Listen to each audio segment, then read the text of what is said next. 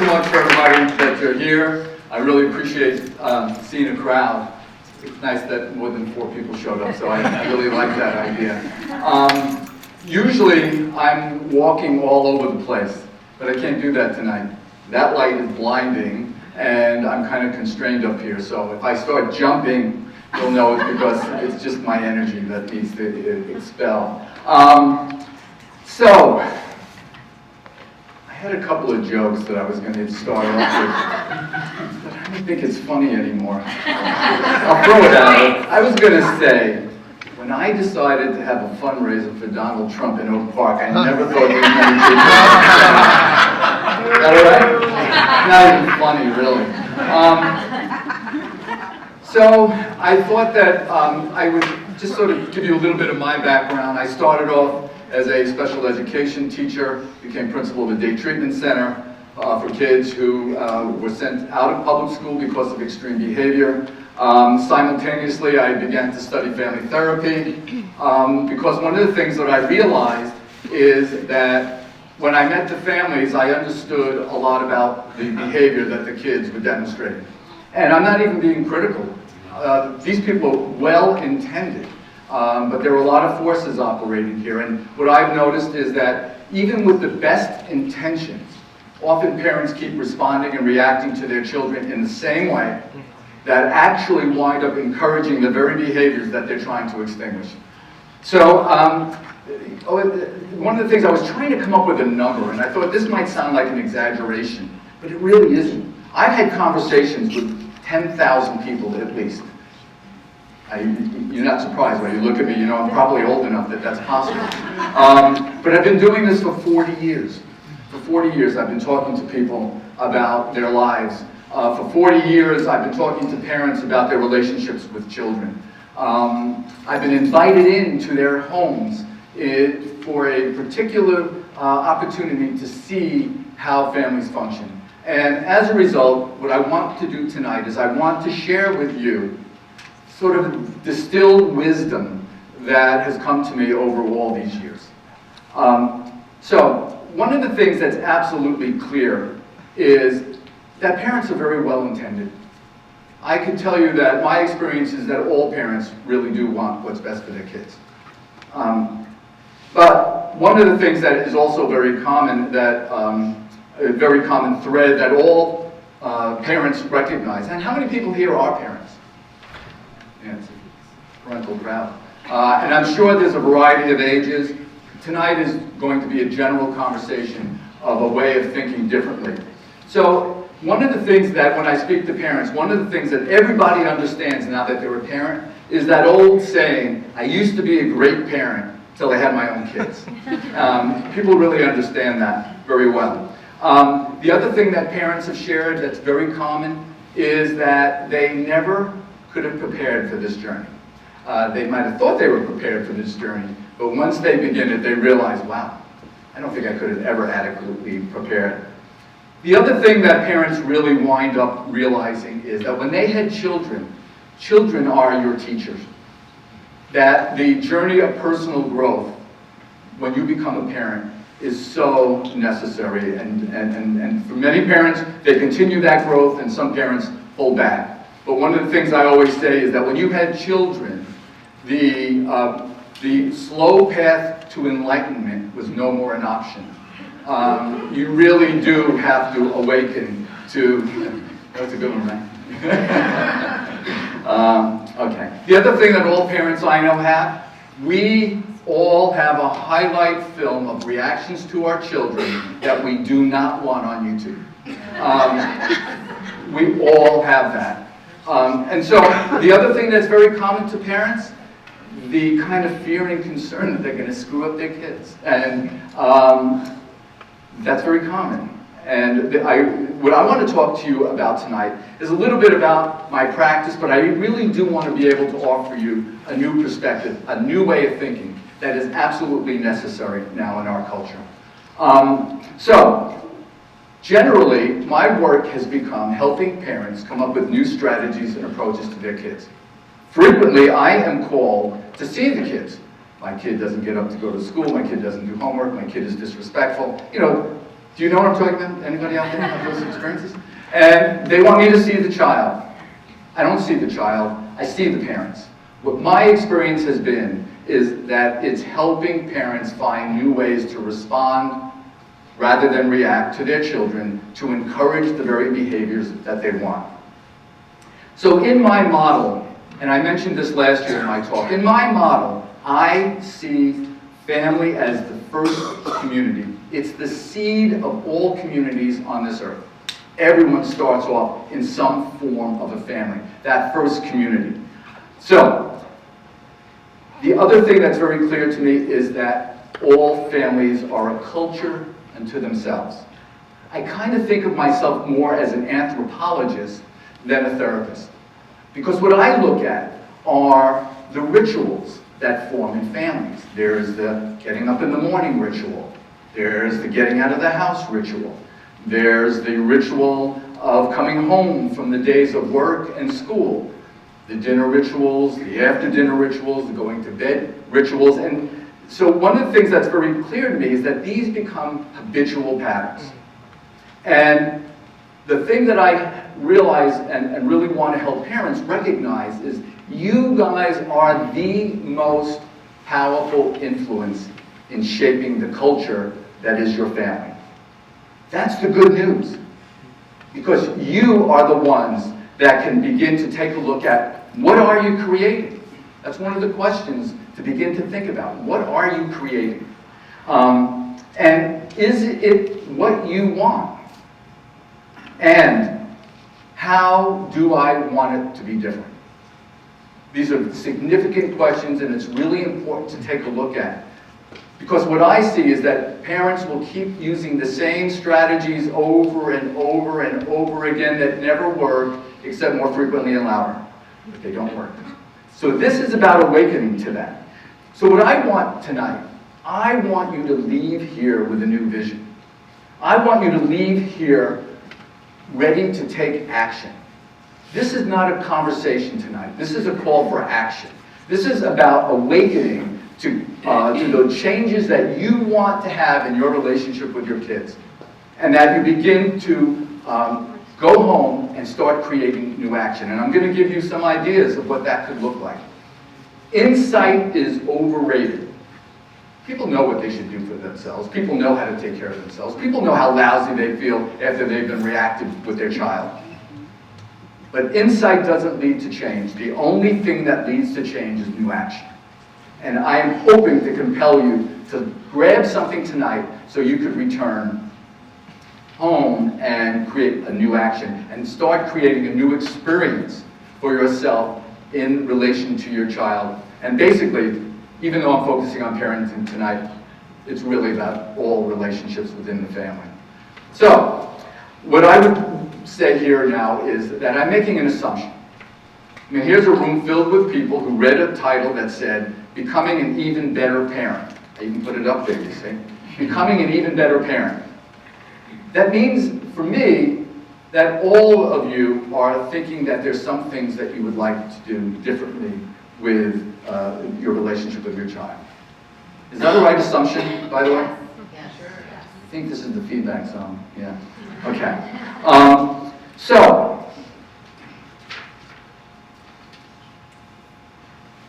the question then is, why are you here?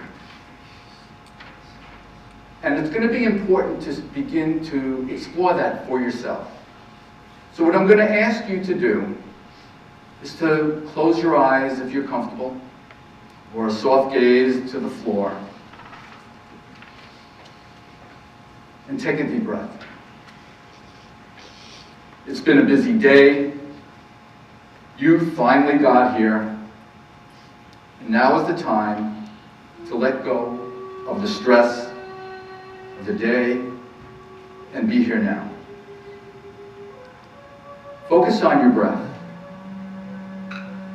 Taking deep, slow breaths in and out.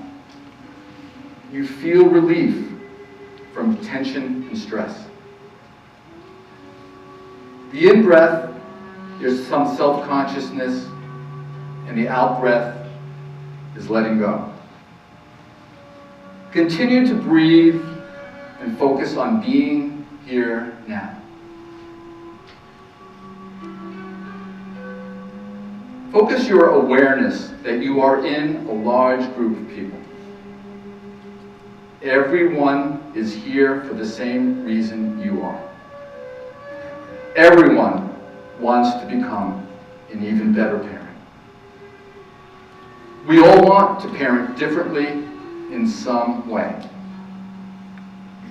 We all, at times, react to our children in ways we would like to be different. Now focus again on your breath, in and out. Turn your inner eye to yourself. Imagine you're the only one in the room. You feel space around you. You feel peaceful and at ease. Now focus your attention on what brought you here tonight. Picture an example, a situation where you want to be a better parent.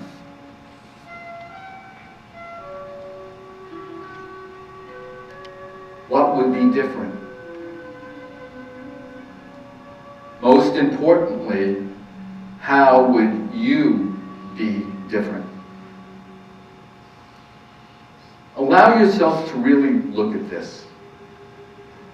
The temptation might be to turn away, but don't. Hold on to that vision and keep it with you tonight. Use it to help you change so that when you leave here tonight, you are ready to return to your family and be an even better parent. Sit with that a moment.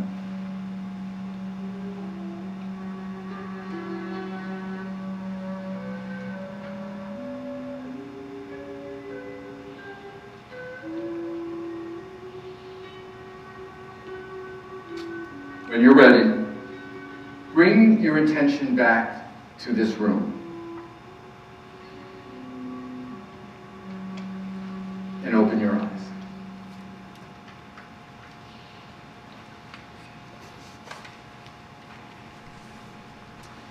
Now, in smaller groups, I might say, does anybody want to share? Does anybody want to share? Yeah. I would stop losing my shit when my son throws a temper tantrum and just starts crying. Can anybody relate to that? Did you hear what she said? Yes. Okay. Yes.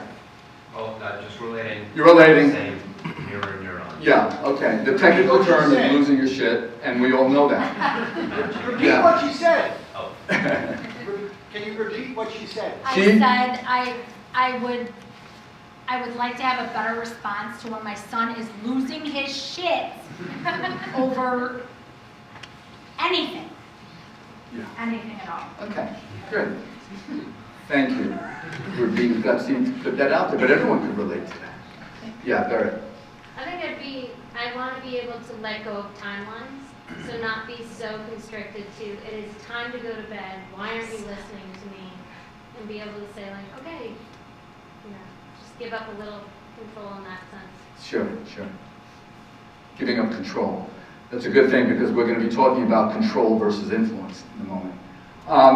Okay, so let's talk about, very quickly, just can yell out, what do we all want for our children? Happiness, Love, to feel loved. health, feel loved, Cared for. cared for.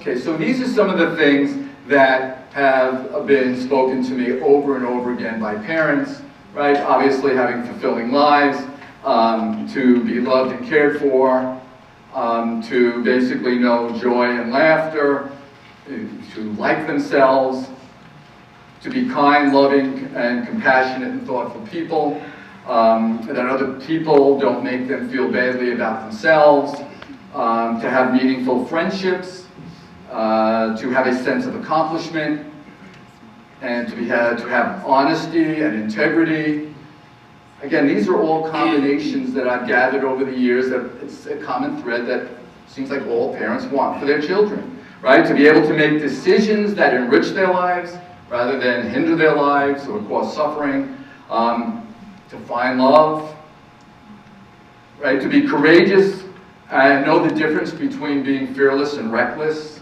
Those are important. And to be able to trust in their own abilities and to deal with any of the challenges that life presents. Anybody else have anything else to add, or that pretty much? So basically it's this, right? Some form of that. Okay, so then what are the things that get in our way as parents? What's very clear to me is that it is not what we want for our children. What we want for our children, I think, noble, righteous, reasonable, very positive, very wonderful things we want for our children. But the problem isn't what we want for children. What I see in my work is how we teach those lessons. Not what we want, but how we try to teach and influence our kids. That's where I find that the problems exist. So we live in a culture that has what are known as cultural narratives. So cultural narratives are the beliefs that have been passed down from one generation to the next. They operate in our lives as if they are truths. And one of the things that we're going to need to do is we need new narratives. Because you look at the way the world is right now, and I'm not going to get into a political conversation about all the suffering and inequities and all of the issues that are here. And we have to begin to factor in parenting as a contribution to the way the world is. There are other forces involved, but we cannot ignore that there's a way that we commonly parent that needs to change. So let's take a look at some of the cultural narratives that are there. The first one is absolutely essential. Other people are responsible for how I feel and how I behave. It is one of the most problematic components of our society.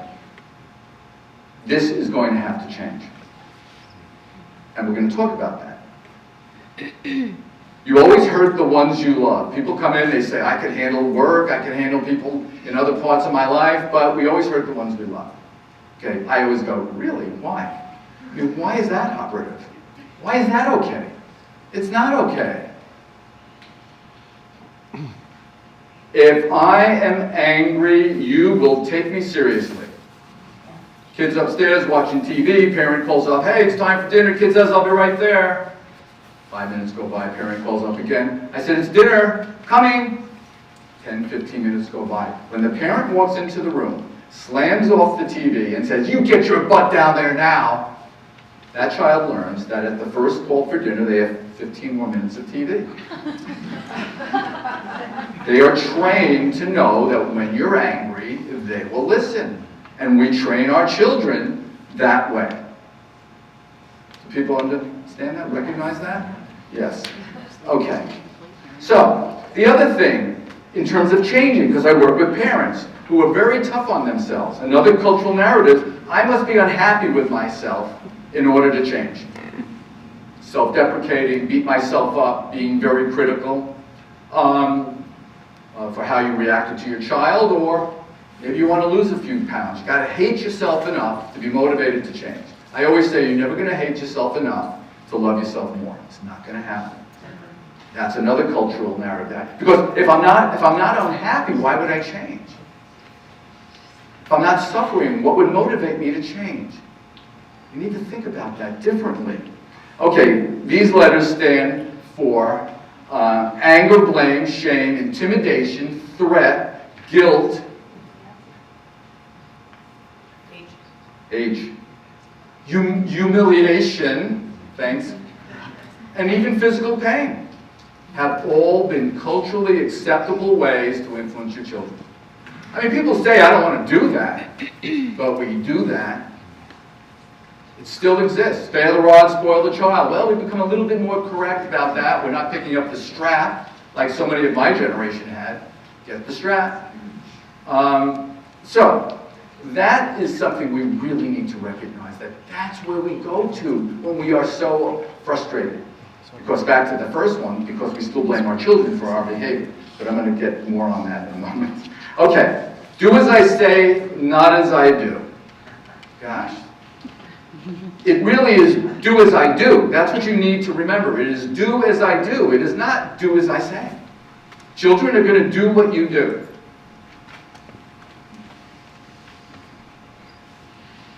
So one of the things that's very common here is that parenting is rooted in worry. I've had parents say to me, but if I'm not worrying, it's like I'm neglecting my child. I saw an ad in the paper years ago. It was for a phone that only called 911, and it was for your kid to carry around. And the ad said, the minute you had a child was the minute that you were going to worry for the rest of your life. I thought, wow, who wants to be a parent? Why would I do that? But it's really true that we've made that worry is equal to being concerned and caring if we're worried. So, the problem with worry is that when worry is present, there is often fear. And when fear appears, you often then find that anger comes as well. And when worry, fear, and anger are present, there isn't any creativity. There isn't creativity as a parent. You hold on tighter, and you're not able to think out of the box. And when there isn't any creativity, what you have is reactivity. And when there's reactivity, you are going to develop these habitual patterns that are going to happen over and over and over again. So, an example of creativity is an 8-year-old kid. This is a true story. An 8-year-old kid says to his parents he wants to walk across to a friend's house. He had to cross the street over at Chicago Ave and went home to school. The deal was when you got there, you had to call up and say you're home. You're there. Kid goes off, gets to his friend's house, doesn't call up.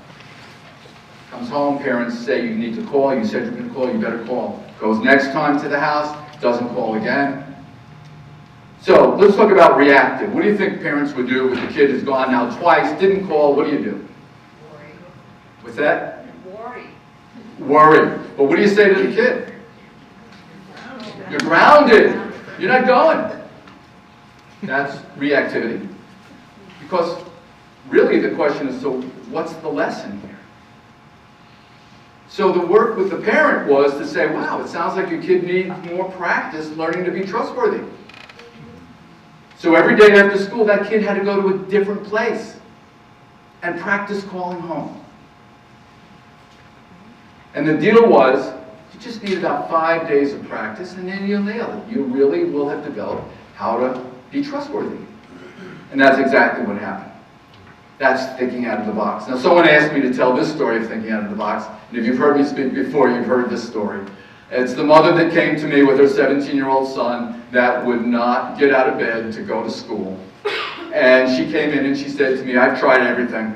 I have threatened him, I'm grounding him, I've tried everything. And I said, you can't, I don't think you've tried everything. And she said, I have tried everything. And I said, well, did you get naked and get in bed with him? And she said to me, are you serious? And I said, I don't know if I'm serious, but I can tell you this. There's not a 17-year-old boy alive that wants his mother's naked body next to him. The next week she comes in, she said, I was in my underwear, he was out the door. Out of the box. You've got to think out of the box. You need to ask yourself, what's the lesson? Okay, so here's reactivity. Right? You're having reactivity. What do you do when there's reactivity? Because this is habitual. Your brain is involved in this. This habit form. So how do you change the reactivity?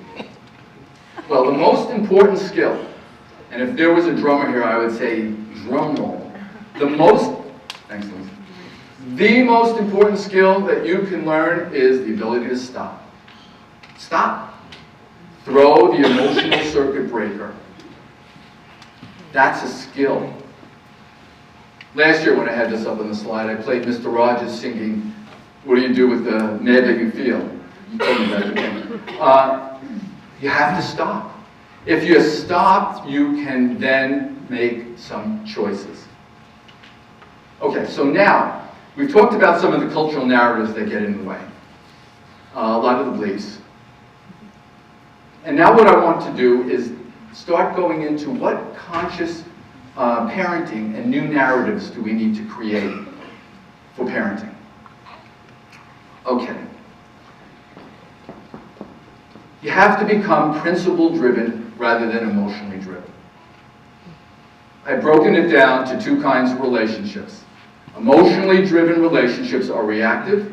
Emotionally driven relationships are event-driven. Something happens, you're reacting. In emotionally driven relationships, you blame the other person for making you behave the way that you are. In emotionally driven relationships, people don't really find solutions. They peter out, but it cycles back again. And in emotionally driven relationships, the issue is more important than the relationship. That's a big problem. So principle-driven relationships. This is becoming very clear and very aware of the principles that you want to be the umbrella over all of your experiences in the home, no matter what the issues are. Kindness and respect. Just take those two. Have those be the guiding way of responding versus reacting. And that's the difference between a principle-driven relationship and an emotionally driven relationship. In a principle-driven relationship, people respond. In an emotionally driven relationship, people react. The difference between a response and a reaction is reflection. You stop and you choose an action. So, the other thing I just wanted to say about principle-driven relationships, I accept 100% responsibility, which I'm going to put here now, 100% responsibility for how I behave. I am not telling my child, you made me angry. Think about what we do. We basically are angry at our child, and we're saying, you don't want me yelling at you? Get your homework done.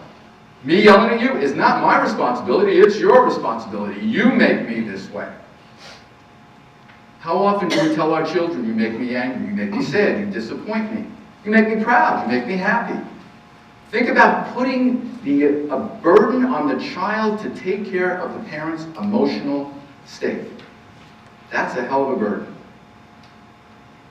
So, this is becoming much more aware that I have to take 100% responsibility for myself. Because here's the thing, if you don't, you are teaching your child that they're not responsible for their emotional reactivity. So when they come to you and tell you that their sister bothered them, that's why they pushed her down, you taught them that they're not responsible for their behavior. My sister is responsible for my behavior. She pissed me off. She made me angry. This is such a key piece. It goes with that cultural narrative that I had before. Other people make you feel and behave. You have to take 100% responsibility for how you act and how you behave. I'm kicking a horse here, I know. Because I can't stress enough how we need to shift as a culture and start accepting responsibility for our behavior and not expect our children to take care of us. I always say, it's really interesting. We underestimate the capabilities of our children dramatically. Young children are capable of so much more. We won't even let them boil an egg on the stove, but we will put them in charge of our emotional well-being. I know. Okay. So, what does that mean? I have to be the person that I want you to be. I have to be it. That's to do as I say, not as I do. I have to accept 100% responsibility. I have to be the person I want my children to be. This is also true in partnerships. I have to be the partner I want my partner to be. Remember, everything I'm saying here applies to your relationships in any area.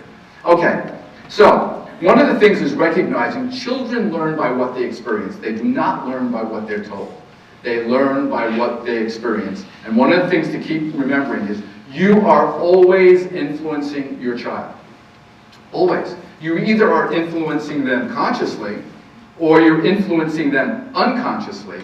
You are influencing them in ways you would say you want, or you're influencing them in ways you would say you don't want. But just know, you are always influencing your child.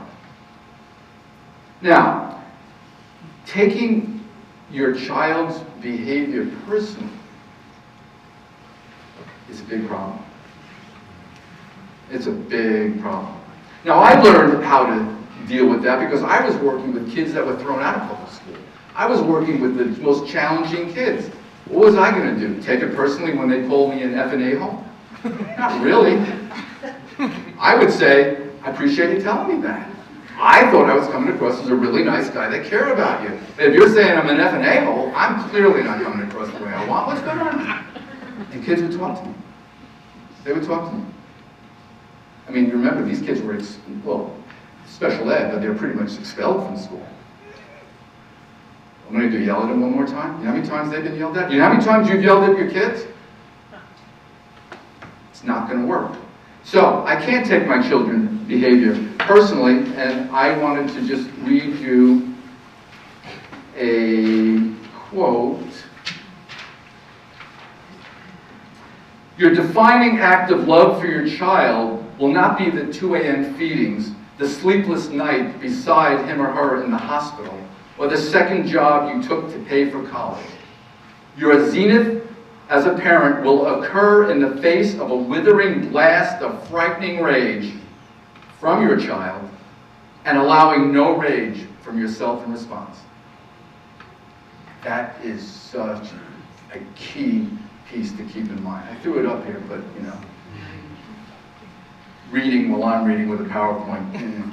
But I threw it up here. Anyway, no rage is in response from yourself.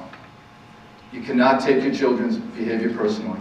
Your sense of well-being, your sense of yourself has to be much stronger. There's a concept that I love to teach, and that's the concept of becoming immune to being offended.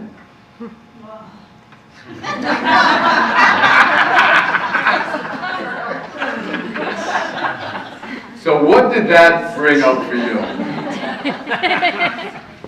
What's that? I'm constantly offended. Constantly being offended. Yeah. And Dee, how old is your child? 7. 7. He's 7. Yeah, people understand that, right? I mean, you can take your infant for it can piss you off. You cannot take your children's behavior personally. You have to become immune to being offended. And I'm going to talk about curiosity versus judgment. I'm going to get to all of this, hopefully. Okay, here's, again, one of the most important things that you can remember.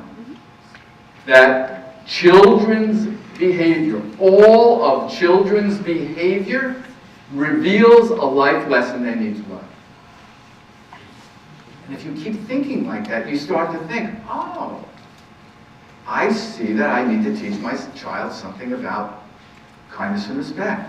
I see I have to teach my child something about being trustworthy. Oh, I have to teach my child something about being considerate. That's another one I'm going to get to about teaching children principles and not behavior.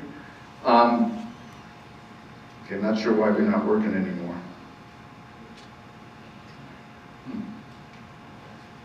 Maybe this isn't working anymore. Okay. People want to deliver wisdom to their child. Your child is not going to receive your wisdom when it's delivered with anger, blame, shame, intimidation, threat. They're not going to receive your wisdom. They're going to receive your temperament. And then you're going to see the reflection of that in how they start to behave in the family as well. The only way to deliver your wisdom is through your relationship. And the only way to have that relationship effective is there's got to be a sense of respect. And the only way to have that respect is to be kind and respectful even when you're upset. The relationship with my child has to be more important than the issue. Maintaining connection, understanding what it is to, how you're affecting your child has to be much more important than the issue. And frequently the issue drives the reactivity. Okay, so steps to change. Because now we're at the point, after going through what the, put that up here. So now that we're identifying some of the conscious, intentional new narratives that we need, we have to figure out how do you change. The first thing is, and that was what the meditation was supposed to do, is to get you in touch with something that you want to change. I have to want to change. I can tell you, tonight's conversation isn't me telling you how to get your kid to do homework, or how to get out of bed and be on time. Tonight, this is about helping you decide, what do I want to start doing differently? And then once you decide what you want to be doing differently, you need to start thinking about what that change would look like. You need to have a vision of what the change is going to look like. And then you have to design actions that are going to bring those changes. How are you going to pause? How are you going to interrupt reactivity? I need to keep in mind that I want to respond to my child in kind and respectful ways, even when I am feeling very powerful and very angry. I have to be able to learn how to act differently than I feel. If you're driven by your feelings, you will continue to be active. I always say, if you do not have to figure out what emergency room to get your kid to, it can wait. It can wait. You can say, I don't know how to respond to this right now. In the past, this is when I got very angry and I would be incredibly disrespectful and rude and I'd be yelling and screaming, and I'm not going to do that now. I call that commenting on the process. Talk yourself through it. And then walk away. How many times do parents, when they hear a kid say something under their breath, does a parent turn around and say, "What'd you say?" And I'm thinking, why do you want to hear it again?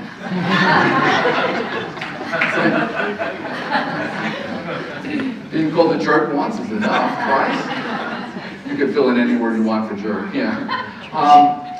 So, the piece of this is that you have to act your way into feelings. You can't wait to feel like taking a new action. I always say, you're not going to feel like going to the gym. If you're waiting to feel like going to the gym, you're probably not going to the gym. You better just go to the gym, and if you're going up, you'll start feeling like going to the gym. And that's the same thing about how we're going to treat our children. You have to act differently than you feel. You have to be able to stop. Okay, and of course, all change requires practice. You have to practice. You have to stay the course. People abandon the good ideas before benefits are revealed. I tried that. How long did you try it for? I did it in a couple days. Not going to work. Not going to work.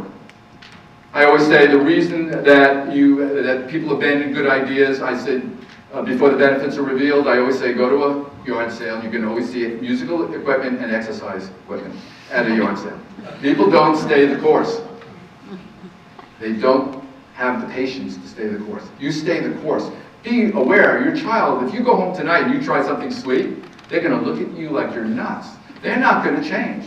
But we're going to talk more about that in a moment. So, okay, so now we have the new narratives. We have this notion of how to begin to change, the consciousness, the intentionality of that, being principle-driven, not emotionally driven. So now we need to talk about what are some of the new teachings that you want to bring to your child. The question always is, what's the lesson? Stop, pause, and ask yourself the question. This kid's throwing a tantrum all over the floor. Think to yourself, what's the lesson here? It can't be, I just want to shut him up. Not going to work. Or it's not going to be helpful. What's the lesson? One of the things that I often hear in my office is how parents get angry at children for lessons they never really taught them. We almost think our children should be born with the notion of what generosity is, or kindness is, or patience, or consideration. They're not born knowing that stuff. And yet we get angry at them. We're reactive, as if they should have known. Okay, so the question is, how do we teach these lessons? So here is what I think one of the most important lessons that you want to teach your child. Oh, this stopped working. Let's see. There we go. You want to teach your children to like themselves. Think of how we motivate children. We are critical. You could do better than that. You call that a good job? That's a half-assed job. Do it again. Why don't you do more? Why don't you try harder? We don't teach children how to like themselves. And I see that in my office, and I can bet you every therapist here, I'm looking at my good friend Marianne over here, how many people really come into an office as adults and they really don't like themselves? We teach children to either be pleasers or disappointers. Think about that. That's profound. The pleasers, when they grow up, they don't have their own voice in relationships. They are trying to take care of everyone and everyone's needs. They don't even listen to what their needs are. On the other end, you have the disappointers. They're never enough. They could be CEOs, surgeons, but deep inside, they always are afraid that they're not enough. They're always afraid that they're going to be discovered as an imposter. So you really want to awaken. How do we teach our children and at the same time teach them to like themselves? Make sense? Yeah. You want to make that a conscious intention as you're interacting with your child. Okay, here's the piece. Teaching principles. Whoops, wrong. Go back. Like themselves. I don't usually do PowerPoints, to tell you the truth. Steve, Yes. how do you teach them to love themselves when you're angry a lot at them for their behavior? Okay. That's a problem. So let me do this quickly since, I want to get through this and we're going to have questions. Don't do that. Okay, so Cool, I got it. you don't do that. I'm good. Okay? Yeah. Okay. You got to teach principles, not behavior. It isn't do your homework. It isn't pick up your clothes. It isn't take the shoes out of the... Those are single behaviors. And in families, we teach single behaviors. It's the adage. It's like you give them a meal. No, you want to teach them to garden. You want to teach them to understand the principles. You don't pick your shoes up off the floor because I told you to pick the shoes up off the floor. You teach them, oh, I see I need to teach you something about being considerate, to be aware that other people are going to be walking in this space and could step over that. So let's learn about consideration. Let's learn about responsibilities. Let's learn about generosity and sharing. Instead of, you share that with your sister or brother, or I'm taking it away from both of you. What are they learning in that? That their parent is angry at them? They reluctantly share with their brother or sister? They don't want to. You want to be awake. You're always teaching lessons. The question is, what are the lessons? Are they the lessons you want to be teaching? Okay. Teaching a child to be responsible for their own emotional well-being. This is so key. It's what I said before. We teach our children who we blame for our behavior, we teach them not to be responsible for their own. We really need to help children to begin to understand that they are responsible for how they react to other people. They cannot blame other people. And I think I covered that enough before, right? Everyone, that one's a good one? Yeah, okay. Oh, I see what I was doing. I was on the wrong one. Did we talk about that one? What was that other one? Well-being, okay, we got that. Parents accept responsibility, all right. There we go. Okay. This is so key. Teaching children to feel like contributing important members of the family community. We wind up saying to kids, put your dishes in the sink. Take the garbage out. We basically convinced or convey to children, you're doing my job. Do this for me. That's not what you want. Do this or you'll get in trouble. That's not what you want. You want a child to start to feel and recognize they are important contributing members of the family community. That's when you have a little kid at 3 or 4 years old putting napkins around the table. And when you're sitting there, you raise a glass and you say, To Joey, because of you, we all have napkins. That is so great, so helpful.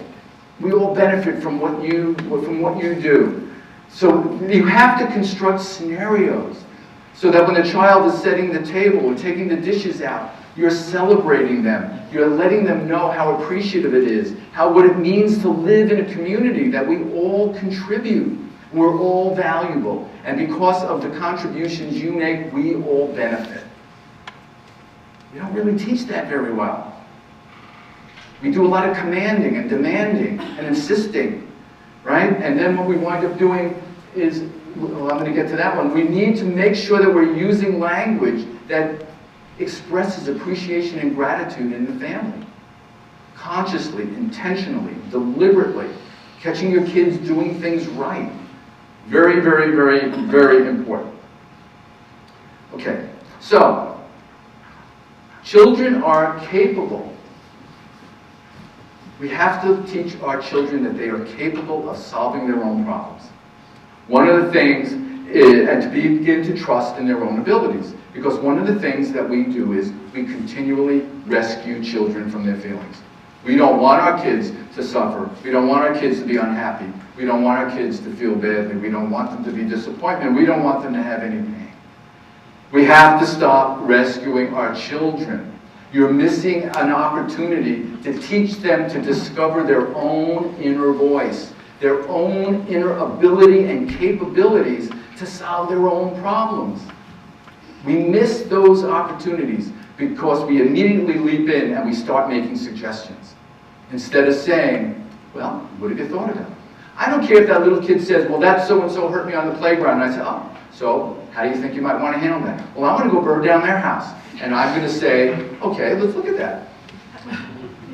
Let's walk through that. That kid's going to realize they're not going to go burn down their house. Because, I might say, how would you know that there's no one in it? You wouldn't know that, would you? What would happen? Well, someone could die. Okay, do you think this is worth somebody dying about? No. Okay, so let's think again. What might you do? Take a kid through a process of self-discovery. We don't do that very well. We really don't.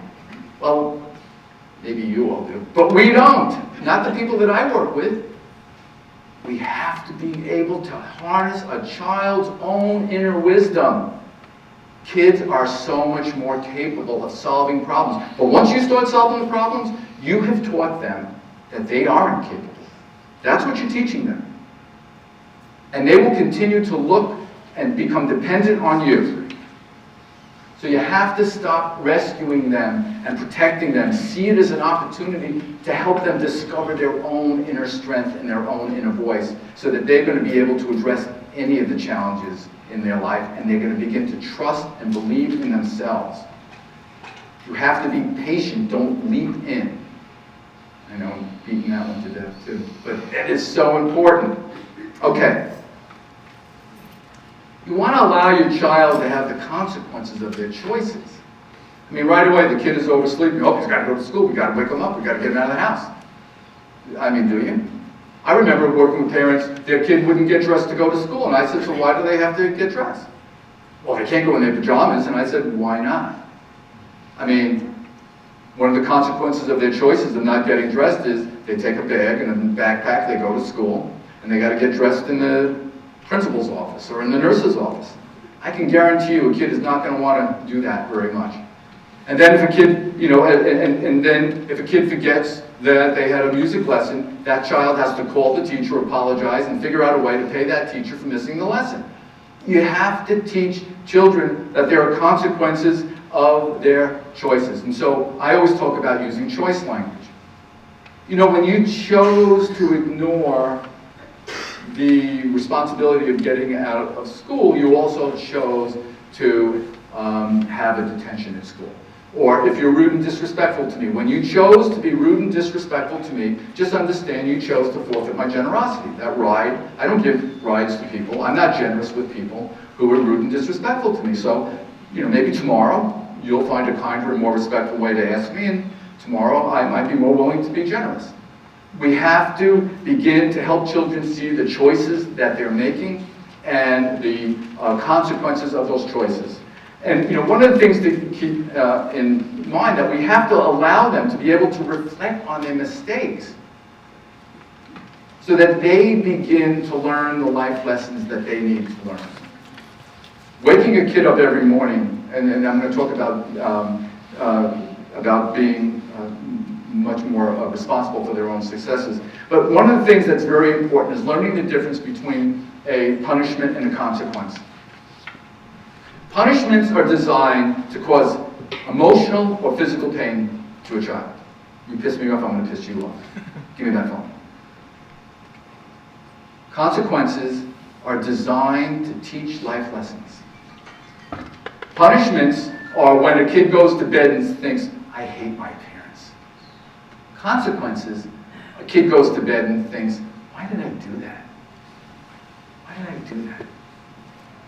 What's the life lesson you want them to learn? You have to design natural consequences. It's not just arbitrary. You design natural consequences that teach the life lesson that you want them to know. So, your kid is not an accomplished professional. He or she is an amateur.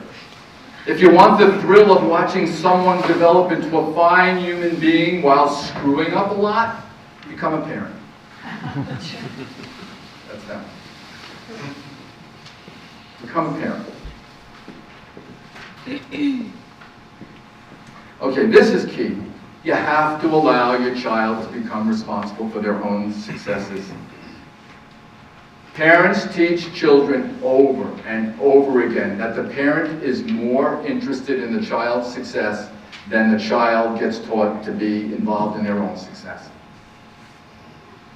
Parents own the success without teaching the child to assume responsibility for their own success. We're always reminding them, we're always basically making these decisions for them. They have to understand the sweetness of their choices and of the success that they have, and they have to experience the failure or the suffering of those. You have to let them do that. You have to teach your children to take responsibility for themselves. Parents are so invested, sometimes more in a community where everybody's going to college and everybody's being pushed. You have to let your kid fail. You have to let your kid experience the consequences of those choices so that they start taking responsibility for their own success. Very important. So, you have to stop being more invested. Okay. Remember, success for a child is not to make the parent happy or to avoid their disapproval. That's really important. That goes back to the pleaser or the disappointer. A child doesn't learn when all they're doing is concerned about how the parent is going to respond. When a child has success, I don't want to say to the child, again, you make me so proud of you. That's not what I want to say. For two reasons. I don't want him to think he's in charge of my feelings. But secondly, I'm more interested, how was that for you? I want you to feel pride in yourself. I want you to feel that sense of accomplishment. I don't want to teach you that that makes me happy.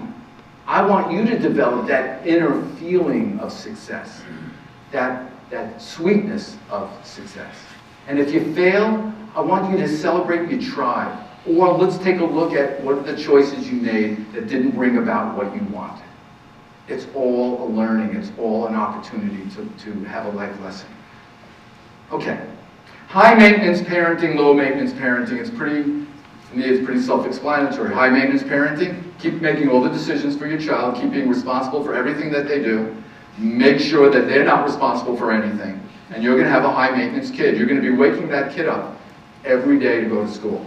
That kid is going to learn. I had a client in my office, absolutely amazing story. In my office, this was years ago, Nextel little walkie-talkie system. I'm sitting in my office, it's 8 o'clock in the morning, and the parent says to me, two parents were there, they beep the little Nextel walkie-talkie thing. I hear this grumpy voice on the other end going, I'm up. That young man was at Notre Dame. And that parent was waking that child up, that young man up, to make sure he made his, whatever the class was, his 9 o'clock class or whatever. I said, are you kidding me? Amazing. Amazing. Anyway, okay. How do you teach your child to live with gratitude and appreciation? We miss so many opportunities. And then we accuse our children of being spoiled, right? Entitled. They're only spoiled and entitled because you taught them to be spoiled and entitled, right? So one of the stories I like is when a child asks for an apple and you say, where are they? And the little boy, let's say they're 3, 4 years old. Where's the apple? Well, it's in the refrigerator. We open the refrigerator and there's the apple and I go, how did it get there? Did you put it there? The little kid says, I didn't put it there. I didn't put it there. Do you think maybe mommy put it there? Did you go thank mommy for apples in the refrigerator? That's how you start teaching gratitude and appreciation.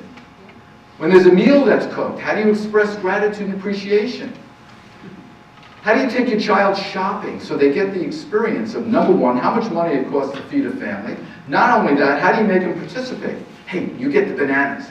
I don't care if the bananas are totally green or brown. They got the bananas and they're contributing to the family. And at a young age, that's really important. It's really important to start teaching them to be preparing a meal for the family. Again, all this is being awake and aware of how we make our child an important member of our community, of the family.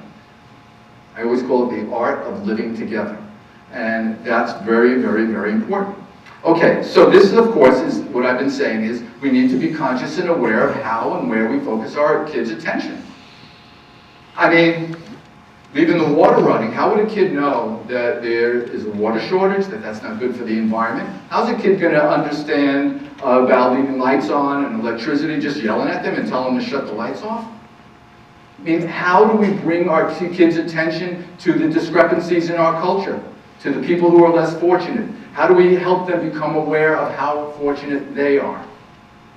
It's not automatic. It all has to be taught. We focus our children's attention. There's a Buddhist notion that the happiness or suffering is a matter of where and how you focus your attention. How do we focus our children's attention? You're doing it, or you're not doing it. So you want to become very conscious of how you focus your child's attention. A few of these I like to harp on, I know. Okay. So, if you want your child to be comfortable talking to you,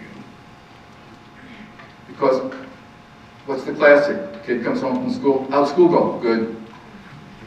Anything happen today? No. Any homework? Yeah. Or they go out and they go to a party. How was it? Fun. Okay, good. The piece, however, is understanding how to become curious, not judgmental. So when the kid comes home from a party and says there was some alcohol and there was some pot at the party, and you say, don't let me hear that you did any of that. Well, thanks. I won't let you hear that I'm doing that. Well, let me catch you. Okay, yeah. Thanks for showing me how to do it. I won't get caught. You really want to be curious. So what was that like for you to be at a party where a lot of kids were drinking and doing drugs? What were your thoughts about that? Are you interested? Are you curious a bit? If you were to smoke pot and get drunk, I want you to know you could come talk to me about that. I know about these things. How do you invite your children to open up about their life? I can tell you how you shut it down. It's when you judge them. And when you judge them for any decisions they make. You want to be curious. I was curious about the choices that you were making instead of saying, I can't believe you did that. That's ridiculous. Do you realize how dangerous that was? Conversation's over. You're not going to get more from that kid. And over time, you get less and less.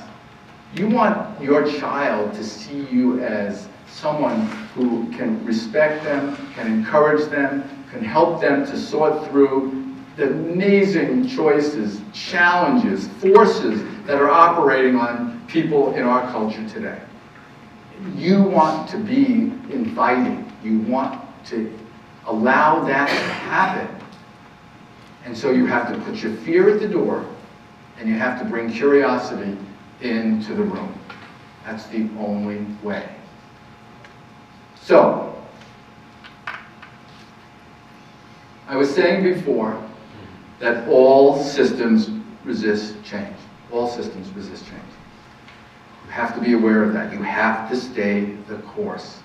I said this already about people abandoning the good ideas before the benefits are revealed. Stay the course. And it's only, and you do have to be patient with yourself. You really do have to hold on to the belief and the vision of the kind of culture you are creating in your family. We give the power to the child to disrupt the entire system. We are the most influencing force in our families.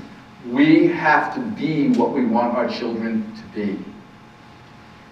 So, only by practicing. It's a practice. It's always a practice. You have to stay the course. You have to practice and allow yourself to be a beginner. You need beginner's mind. You can't go in and thinking, I'm some expert or I'm failing. You're not failing if you're trying. If you're pausing and stopping, you're not failing. So, one of the other titles I was going to have for this talk is How to Raise Children to Grow Up and Contribute More Positively to this World.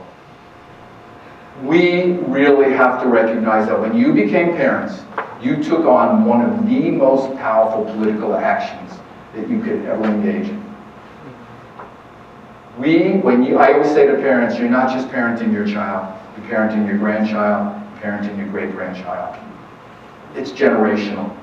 We need a cultural leap. We cannot continue to do what we're doing. Just think about this. We are the only species on Earth that mistreats itself to the degree we do. Wars. Terrible mistreatment. The other thing that we do, we're the only species on Earth that's destroying its host.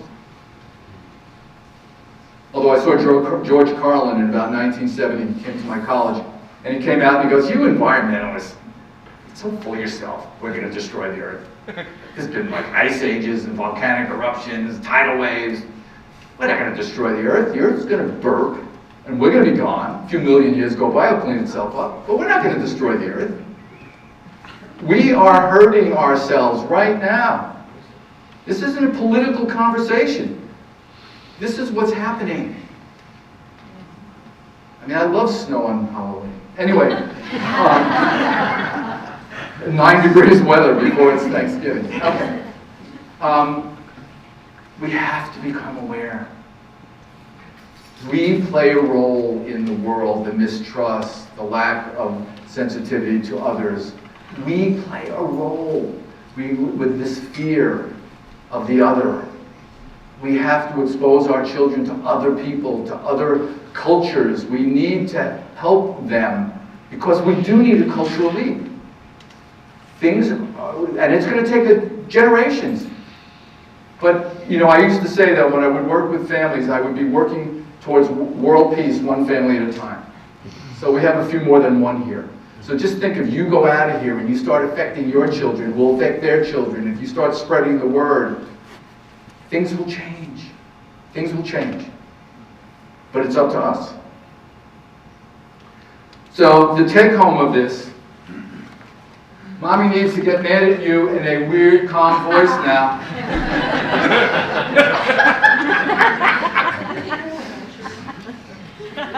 That's the take home. So pretty much I'm finishing this part. I'm going to have some questions, but I do want to introduce an idea here. One of the things on the Program Development Committee that I realized, and there'll be, often there are questions when we talk about parenting, and one of the suggestions I made at Thrive is that we have a program at Thrive, maybe it's once a month, where maybe 10, 15, 20 parents come and bring in their struggles, their challenges. And as a group, we will develop new strategies, new ideas of how to respond versus react to our kids. And so what we want to do is we want to begin to get an idea of who would be interested in participating in something like this. I think it would be phenomenal. We'll use role plays. It'll be a very welcoming. And you're not signing up. It's not like you're signing up for a year. You're going, it's once or twice, however you would want to go. Let's say we had it once a month on a Thursday night. You can come once, you can sign up for several. It's not a course. Okay, yes. No, I'm in. You're in. So well, good. So the idea would be to get a hold of Win is back there. And maybe, did we have a sign up for there? Someone might want. There's some, you can sign your names if you're interested in participating in something like this. I think it'd be a great idea. When I was principal of a day treatment center, part of being in that school was to have family nights. Now, families were foster families, there were agencies, but whoever was with that child, they had a mandatory monthly gathering, and we did role plays. It was incredibly helpful. It's very interesting, just an aside, when we did the role plays and we gave people role plays in which there was anger in the family, everybody got an Academy Award. Yeah. You know, Robert De Niro in Mean Streets, if anyone has seen that. Everybody got an Academy Award. Then we said, let's celebrate something that went wow. It was so boring. It was, nice job. It was so boring. We need to reverse that. You know, we need to know how to get excited about the things we want. So anyway, that's the idea. If you sign up and let Win know, and maybe spread the word, and this is in its infancy. It was just brainstormed at our last program development committee meeting, and I think it would be fabulous. I would do some of that for sure. I would be there to facilitate some of that. Okay, and so with that, let me turn over if there are any questions. These are the Thrive Talks that are going to be coming up.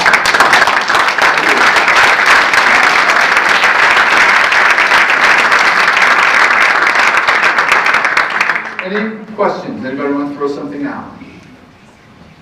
Everybody's good? Yes. Can you make a few comments on your statement about teaching your child to be responsible for their emotional well-being? Just make sure you're not telling. Yeah, just like if you could just talk about that for a second. I would say that the way to teach your child that they are responsible for their own emotional well-being is to make sure you're not telling the child they're making you angry, they're making you sad, they're making you proud, they're making you disappointed. You want to make sure that you're saying, in fact, you can say to a child, I'm curious, why are you crying now? Well, I don't like what so-and-so said to me. And why are you crying about that? Is there another way that maybe you want to respond to that? It's okay if you cry. I mean, I remember once, my son sitting over there was crying because it was bedtime, and I said, so why are you crying? He goes, I said, I don't want to go to bed. And I said, yeah, but I'm curious, why are you crying? He says, so you let me stay up? And I said, oh, no. I don't care if you cry. I just want to know why you're crying. You still got to go to bed, and here's your choice. You can go up crying, or you can go up not crying. I just stormed up the stairs by himself. I won't ask him if he remembers this. I'm tattered inside. That's right. My sons are. Anyway, any other questions?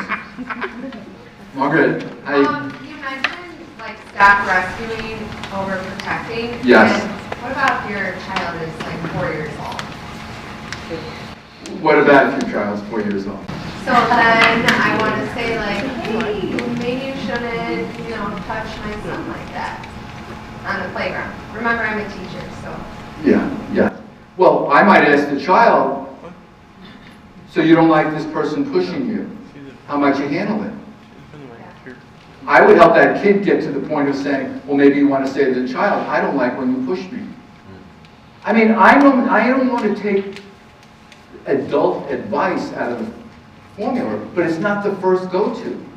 How do you want to handle that? I see you don't like being pushed. I see you're having a hard time in that friendship group. What are some of your thoughts about how you might want to handle that? What are some of your options here? Young children, and I would recommend this article to any parent. It was in the New Yorker many years ago, but you can find it online. It's called Spoiled Rotten.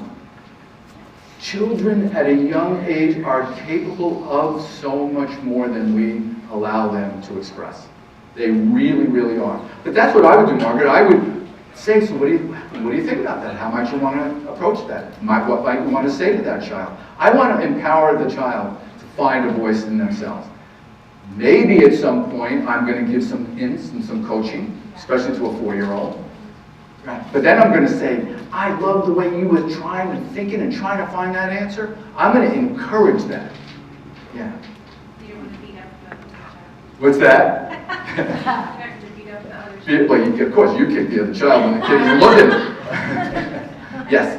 Steve, can I just add something to that helps Sure. that make sense to me in my Sure. personal life?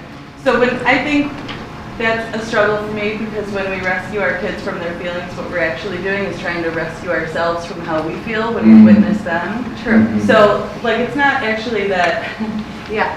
you're that upset that your They are child that got pushed. It's that it's really hard to feel helpless Witness that. about what they're feeling, and so sometimes you have to take a step back and be like, okay, what do I actually need to do to deal with what emotions are coming up in me, because I feel so sad that Yeah. they're so sad that I'm leaving right now. I Right, feel like right. maybe I shouldn't be leaving, but Yeah. I think That's a good point. Yeah.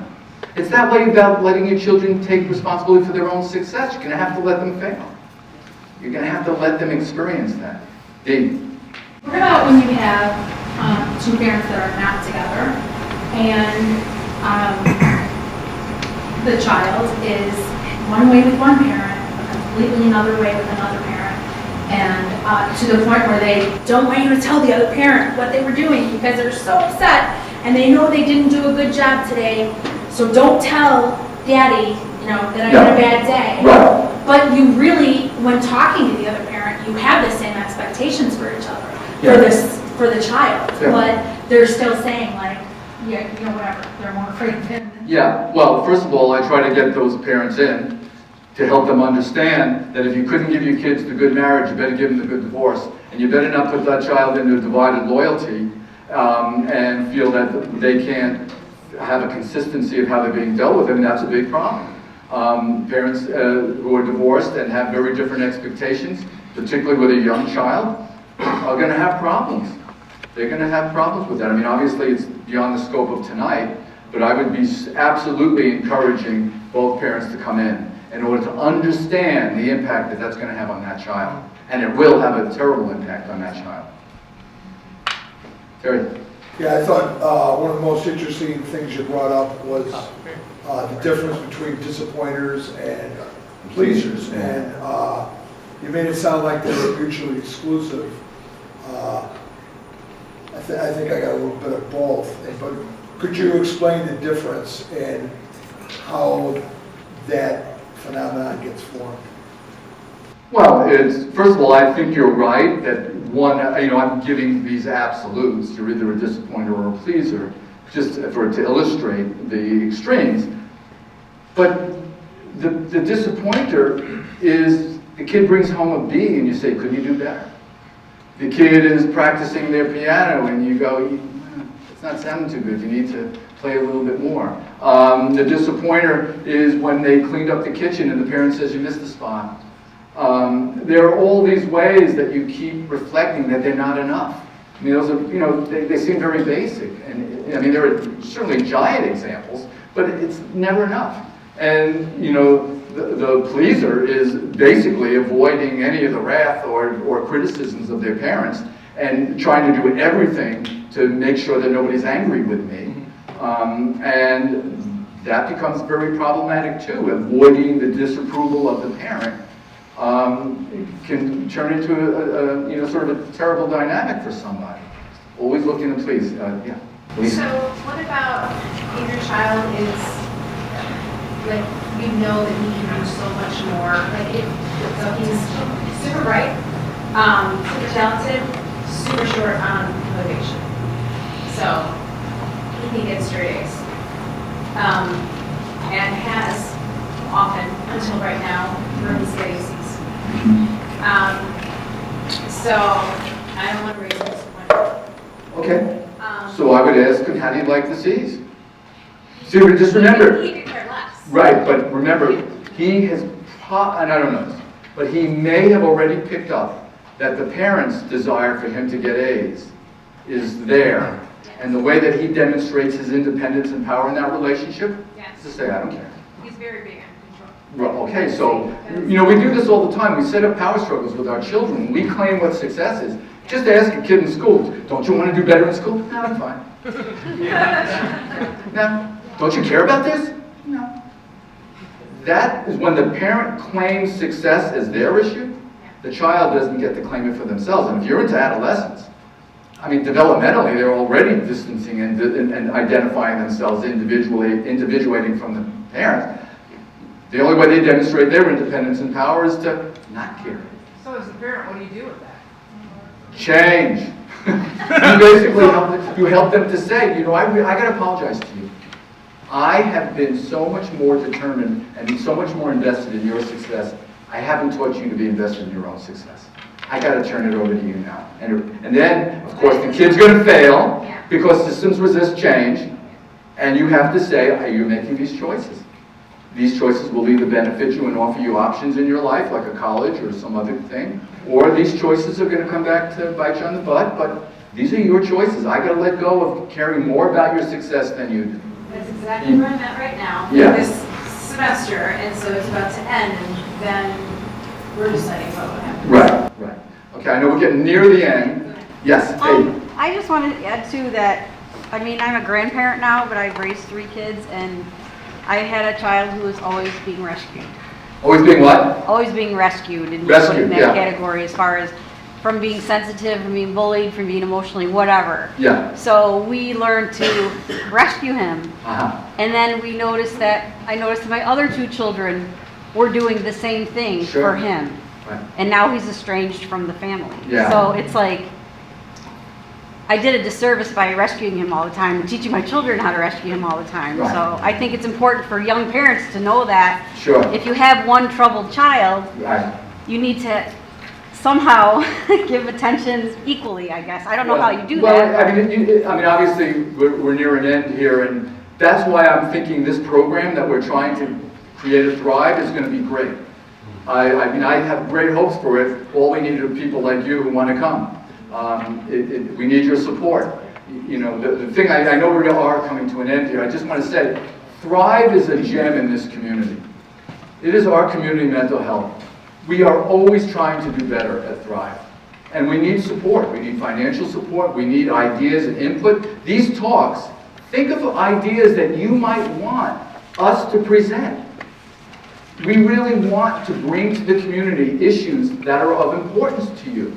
We think maybe we need something on transgender families. Maybe we need something on retirements. I don't know, but I want and ask and appeal to the community. Let us know what you're interested in, and we will hear you and hopefully put together more talks that are going to address. Now, we have some great talks, and my friend Mary Ann Daly here is coming on March 5th. Her expertise on addictions and families and helping families who have somebody that's addicted or struggles with that, loved ones, people you know. This will be an incredible talk. And I believe, where we got Marion, isn't she? Oh yeah, Marion Cisetti, who gave a talk last year, what was incredible. Is she here? Yep. Oh, how's the leak? Anyway, Marion, our beloved Marion, she will be giving a talk on February 6th. So please keep us in mind, write us, let us know what you have interest in, and we will be happy to do that. And so with that, John? Steve, let's give Steve a big